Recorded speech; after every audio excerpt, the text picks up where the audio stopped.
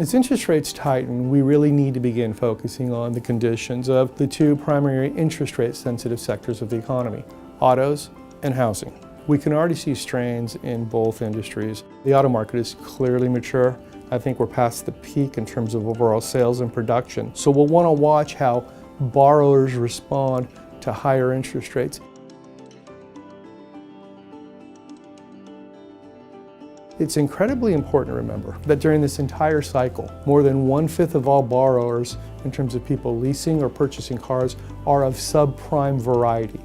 That means as interest rates go up, they're simply going to have a more difficult time qualifying to buy, and they're not going to be able to deal with the sticker shock that's likely to come out of the new NAFTA modernization, which implies higher prices on automobiles here in the United States and all over North America.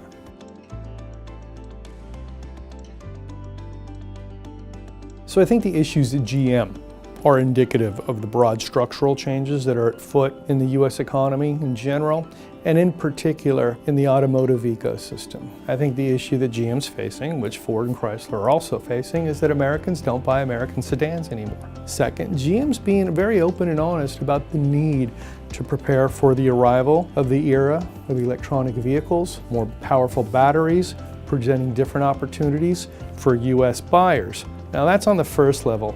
On the second level, we have shifts in preferences and behavior, especially among the emerging demographic majority who clearly don't prefer to own cars and are taking advantage of and exploiting the opportunities presented by transportation firms such as Uber or Lyft in terms of reducing their overhead on debt and insurance. So all you're seeing is just the dynamic evolution of the U.S. economy. Capitalism is always going to be based on some amount of creative destruction. While it's tragic what's going to happen up in Youngstown, Ohio, and the surrounding areas, this isn't something that we haven't seen before. I think it's just rather jarring because we're in a period where economic policy out of Washington is trying to directly assist those people in the old smokestack, what I call traditional economy.